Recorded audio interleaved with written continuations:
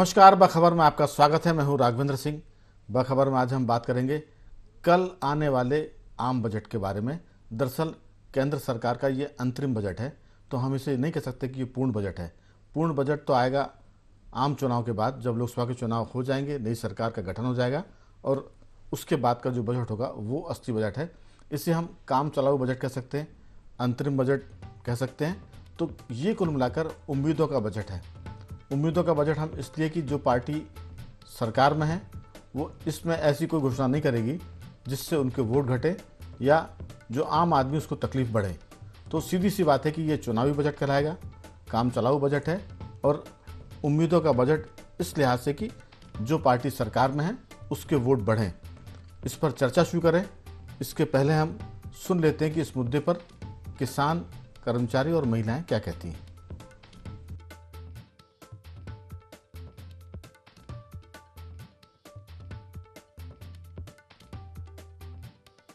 केंद्रीय बजट से देश के किसानों को काफी उम्मीदें हैं, क्योंकि जब तक किसान खुशहाल नहीं होगा तब तक देश खुशहाल नहीं हो सकता, समृद्धि के रास्ते में नहीं जा सकता। किसानों को समृद्ध बनाने के लिए किसानों का दिल सरकार को जीतना ही होगा। कुल बजट का 50% हिस्सा हम किसानों को चाहिए।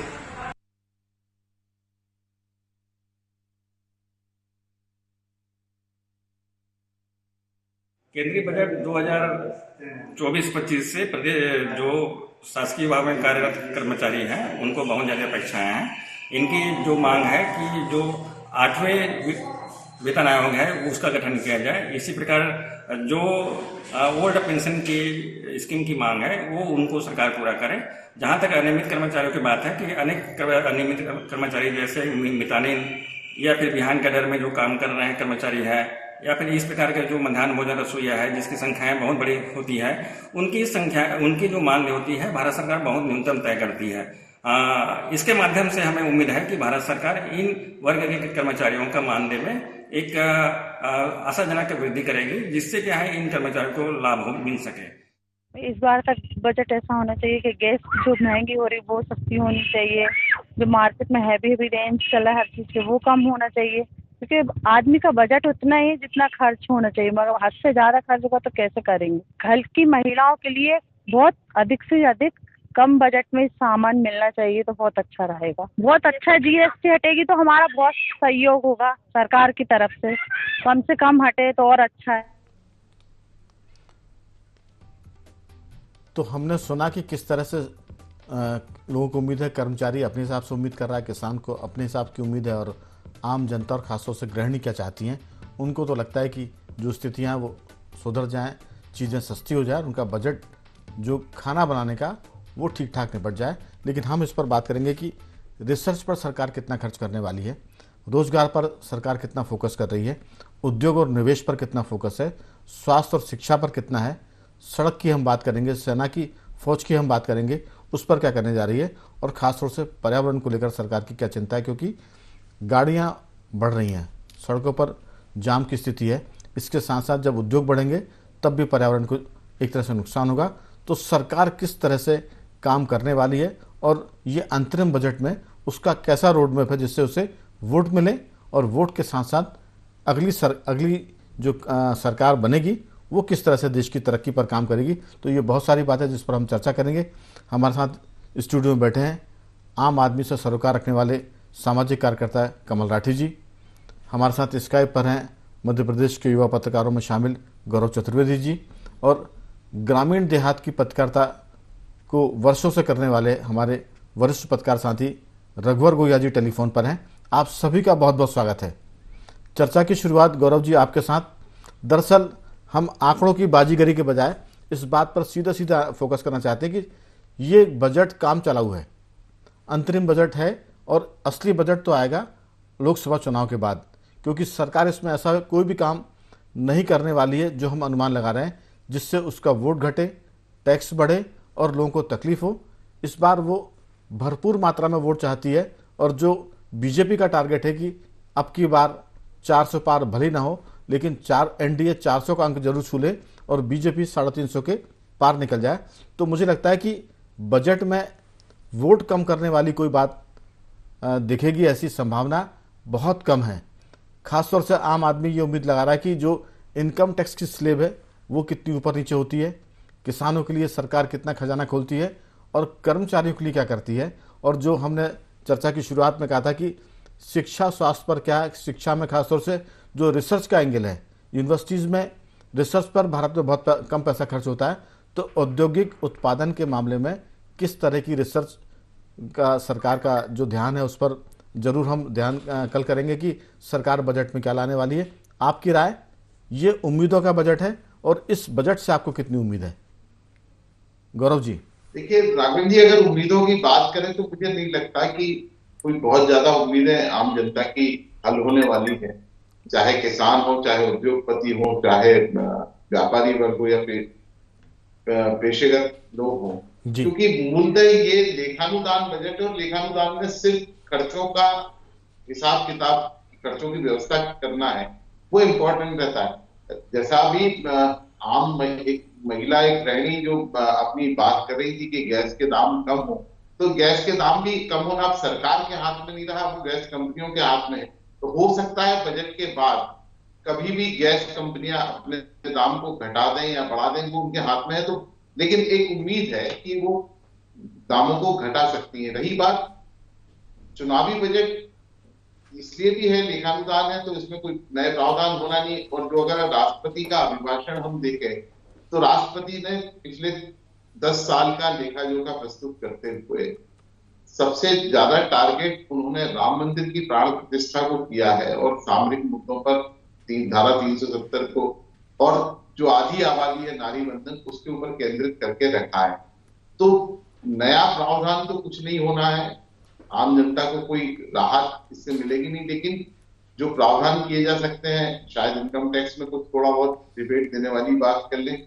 बाकी तो गैस कंपनी के हाथ में, तो वो गैस कंपनियां स्वाभाविक तौर पर एक उम्मीद है कि वो गैस के दाम और पेट्रोल डीजल के दाम कुछ कम कर सकते हैं, जिससे महंगाई पर थोड़ा सा अंकुश होगा, नियंत्रण मिलेगा।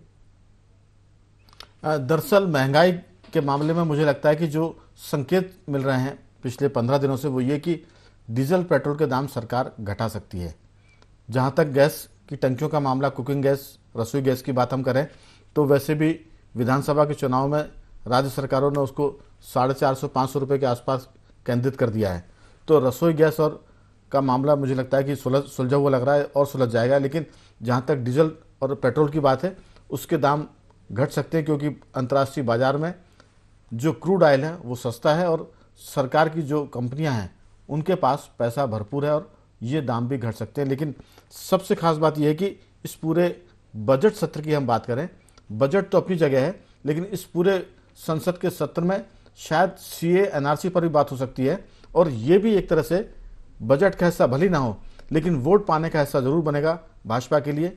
एनआरसी की बात करें, सीए की बात करें या जनसंख्या नियंत्रण बिल की बात करें या हम कॉमन सिविल कोड की बात करें, तो ऐसे कुछ तो भी आश्चर्यजनक रूप से जिसे कहते हैं कि सरप्राइजिंग कोई चीज़ आ सकती है संसद में बजट के अलावा, जिस पर आप चाहें तो अगले दौर की बातचीत में अपनी राय रखें।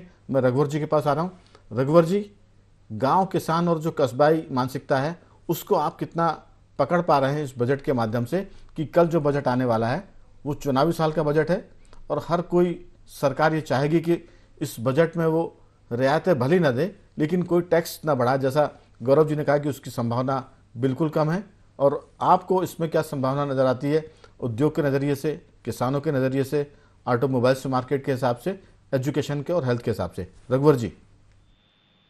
जी, ये बिल्कुल सही बात आपने कही थी कि ये चुनावी वर्ष है और चुनावी वर्ष में जो ये बजट, अंतरिम बजट पेश किया जाएगा वो लोक लुभावन होगा और मतदाताओं के मतों को ध्यान में रखकर ही पूरी रणनीति तय की जाएगी, इसमें तो कोई संदेह नहीं।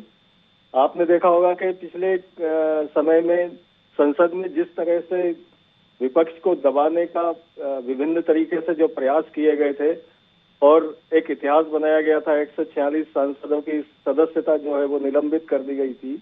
तो एक अच्छी बात यह हुई है कि बजट सत्र के पहले एक मीटिंग हुई है और उसमें सारे 146 सांसदों की सदस्यता बहाल कर दी गई है। इससे आपस में जो एक मनमुटाव या कटुता के भाव आए थे वो कहीं ना कहीं थोड़े समाप्त होंगे और बजट पर बेहतर चर्चा हो सकेगी और आम जन के लिए कुछ राहत वाली बातें भी सामने निकल के आ सकेंगी, ऐसा मैं सोचता हूँ। वित्त मंत्री निर्मला सीतारमण जो गुरुवार को अंतरिम बजट पेश करने वाली हैं, शायद ये उनका 6वां लगातार बजट पेश करने का अवसर होगा और ये लोकसभा चुनाव का आखिरी बजट भी है। इस कारण आम जनता से लेकर तमाम जो लोग हैं, जो चिंतक हैं, विचारक हैं, अर्थशास्त्री हैं, वो सब की नजर इस पर लगी रहेगी, इसमें भी कोई संदेह नहीं है। और मुझे लगता है कि शायद कोई नया टैक्स नहीं लगाया जाएगा, इसलिए आम जनता पर बहुत ज्यादा बोझ नहीं लगेगा और एक प्रकार से ये राहत की बात ही होगी। लेकिन एक चिंता की बात जो सामने आई है, आज ही आपने अगर अखबारों में पढ़ा हो कि भ्रष्टाचार की रैंकिंग तैयार करने वाली जो संस्था है ट्रांसपेरेंसी इंटरनेशनल, उसकी 180 देशों की जो रिपोर्ट अभी पब्लिश हुई है, आज ही अखबारों ने प्रकाशित किया है, उसमें भारत जो है 93वें स्थान पर है, जबकि ये 2023 की मैं बात बता रहा हूँ जो आई है रैंकिंग, और 2022 में भारत जो है 85वें स्थान पर था। इसके मायने ये है कि हम करप्शन के मामले में हम जो है वो नियंत्रण नहीं कर पा रहे हैं और इसी की वजह से मेरे ख्याल से महंगाई भी बढ़ रही। तो सरकार को ये जरूर इस पे कुछ ना कुछ सख्त कदम उठाने के लिए व्यवस्था करनी पड़ेगी। और इस रिपोर्ट में छोटा सा एक देश है डेनमार्क, वो 1 नंबर पे, यानी वो सबसे कम भ्रष्टाचार वाला देश है, जबकि चीन जो है वो 76वें और पाकिस्तान 133 नंबर पे आ गया है।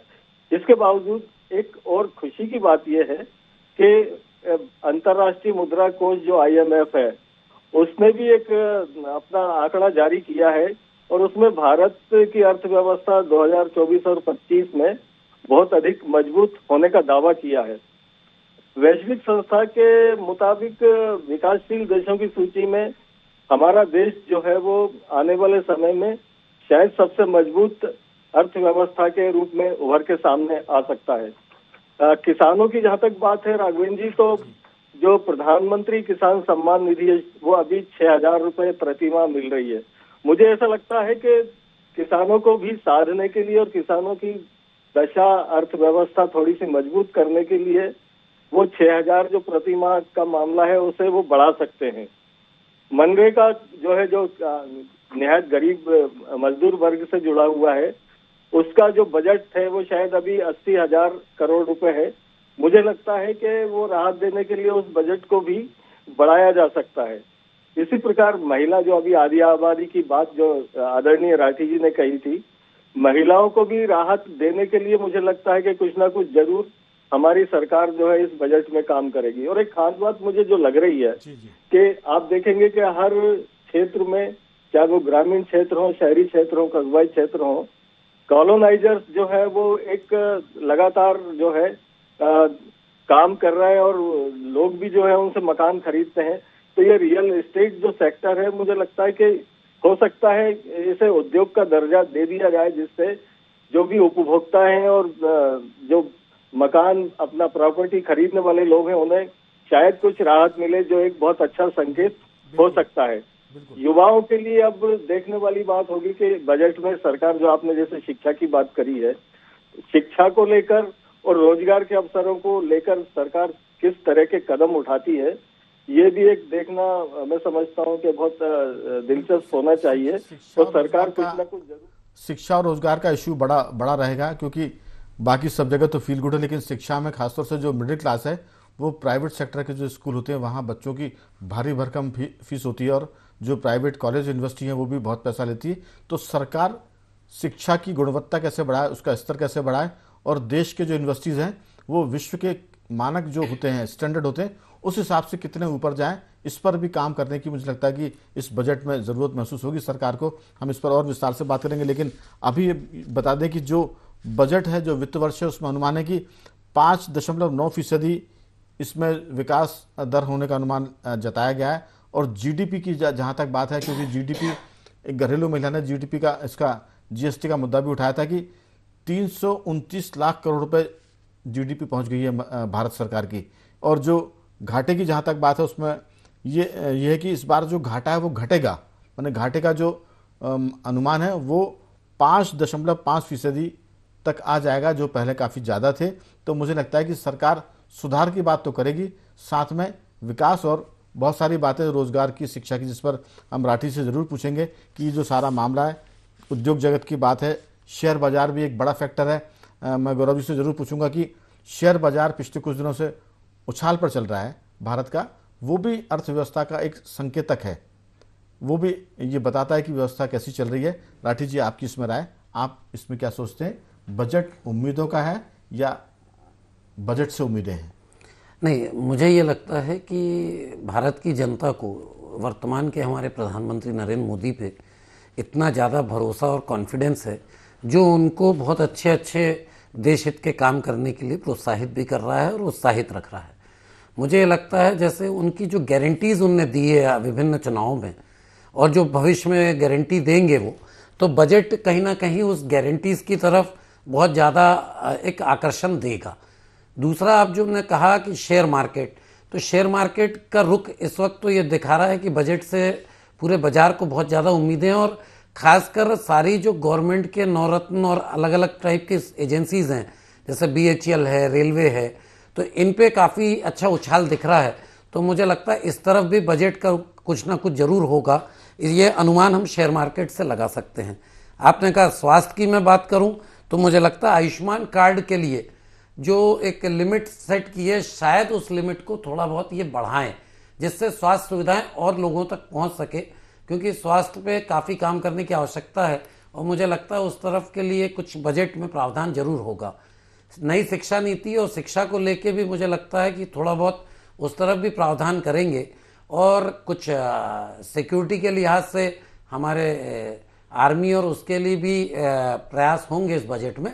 लेकिन बहुत लोक लुभावन, अगर मैं कहूँ तो बहुत लोक लुभावन मुझे उम्मीद इसलिए नहीं है क्योंकि जो मैं देख रहा हूँ कि मोदी जी बहुत लोक लुभावन नहीं लाते हैं, वो ऐसी चीज़ लाते हैं जो डायरेक्ट कनेक्ट होती है आदमी से।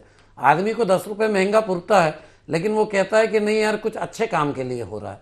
तो जो अभी तक की 10 साल की परंपरा देख रहा हूँ कि कोई बहुत लोक लुभावन जिसे पहले हम कहते थे और बजट में, और बजट का उस ढंग से मीडिया में भी प्रचार होता था आने के बाद, और अखबारों में भी वैसा दिखता था। तो आजकल बजट का स्वरूप भी बदला है, पहले रेलवे का बजट अलग होता था, वो भी शामिल है। और कुछ आपने नेचुरल रिसोर्सेज के लिए कहा, तो पिछले बजट में मुझे याद है कि भारत में 75 अमृत धरोहर रामसर साइट वेटलैंड्स के लिए एक अलग से प्रावधान किया गया था। उसके लिए भी खुशी की बात है कि कल जो जनरल सेक्रेटरी हैं रामसर की, वो हिंदुस्तान के दौरे पे हैं, और 2 तारीख को हमारे प्रदेश में है वेटलैंड डे के दिन जी।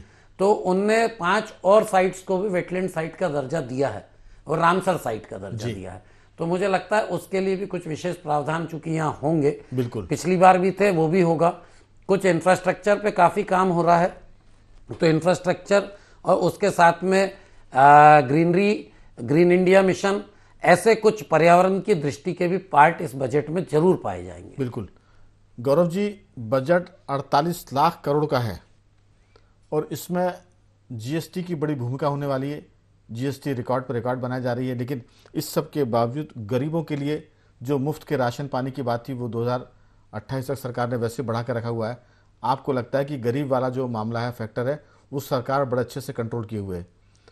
जहाँ तक युवाओं का मामला है तो उसको लोग हंसी मजाक में भी कहते हैं कि मोबाइल पर जो सस्ता डेटा मिल रहा है, नौजवान उसमें उलझा रहता है और वो रोजगार और बाकी आंदोलन के कामों से दूर हो जाता है। तो ये बहुत सारी बातें, लेकिन रेलवे की बात है, हवाई यात्रा बढ़ाने की बात है, सुविधाएं बढ़ाने की बात है, धर्म की जो बात है देश में, वोट उससे भी मिलते हैं, राष्ट्रवाद से भी वोट मिलते हैं, और किस तरह से सेना को मजबूत करे इस पर भी वोट मिलते हैं। तो धर्म के मामले में तो बीजेपी ने राम मंदिर का जो मामला उसको सॉल्व करके वो एक काम पूरा कर लिया। अब डेवलपमेंट की बात है, सेना को रूस ने कहा कि हम बहुत सारे हथियार भारत में बनाने का काम कर रहे हैं और हथियारों की जो खरीदी फरोख्त है उसमें भारत से हमारी कोई जो डील है वो कम नहीं पड़ी है। तो आर्मी के मामले में, धर्म के मामले में सबको पता है। डेवलपमेंट की जहाँ तक बात है उस पर आपकी राय जानना चाहेंगे, क्योंकि 48 लाख करोड़ का जो बजट है उससे क्या क्या अनुमान है। हमने शुरुआत में कहा कि ये काम चलाऊ बजट है, अंतरिम बजट है, इसमें बहुत कुछ नफ़े नुकसान की बात नहीं होगी, लेकिन वोट बढ़ेंगे ये बात जरूर सरकार लाने की कोशिश करेगी। गौरव जी। राघवन जी, चूंकि लेखानुदान है, आय और व्यय सिर्फ रखना है सदन के सामने, बिल्कुल। लेकिन राठी जी ने जो एक बात कही वो बहुत अच्छी कही कि मोदी जी की गारंटी पर जनता को एक भरोसा हो गया है।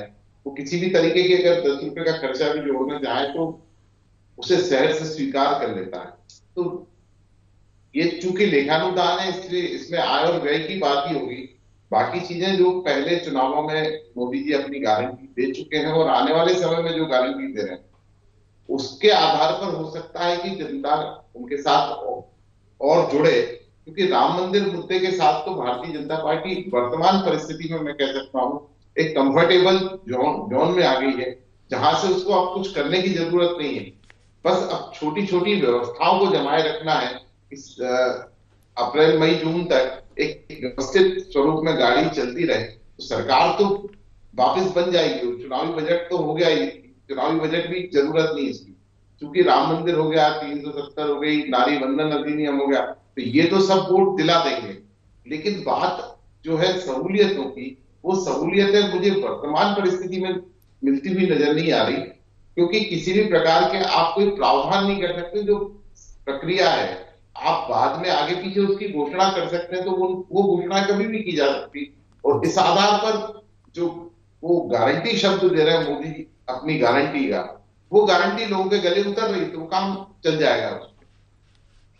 बिल्कुल। लेकिन जो आपने कहा कि राम मंदिर हो गया, लेकिन अभी तो सीए, एनआरसी, ये मुद्दे भी है सरकार के पास, कॉमन सिविल कोड का मामला भी है, और ये संसद का अंतिम सत्र सरकार का, इस सरकार का ये आखिरी सत्र है। इसके बाद चुनाव के बाद ही संसद का सत्र होगा। तो इसमें बहुत सारे बजट के अलावा दूसरे मैजिक भी हो सकते हैं। गौरव जी, नहीं, आप बिल्कुल स्वाभाविक सही बात कह रहे हैं, बाकी चीजों की जरूरत, लेकिन मोदी जी की जो कार्यशैली मैंने देखी, आपने भी देखी है जी, उसमें मुझे नहीं लगता कि वर्तमान में सीएए या एनआरसी को वो लाकर के कोई थोड़ा सा भी विवाद खड़ा करने का काम करें।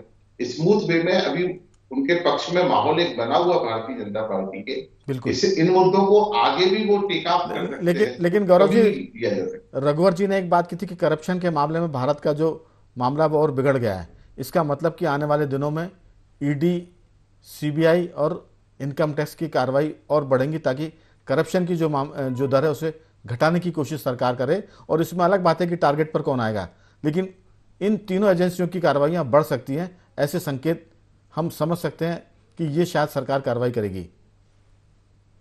स्वाभाविक तौर पर सरकार कार्रवाई कर रही है। ईडी और आईटी की आप जितने भी छापेमारी को देखें जी, तो पिछले 10 साल पुराने मामलों पर लगातार करते जा रहे हैं। जी, जी। अब 8 साल, 9 साल, 5 साल के पुराने जो मामले हैं अभी उन पर भी आना बाकी है, और सरकार के पास तथ्य तो पहुंच चुके हैं। तो हो सकता है कि इस दौरान इन नए मामलों का खुलासा हो और उसमें भ्रष्टाचार पर नियंत्रण करने का उपाय ढूंढ सके सरकार। बिल्कुल।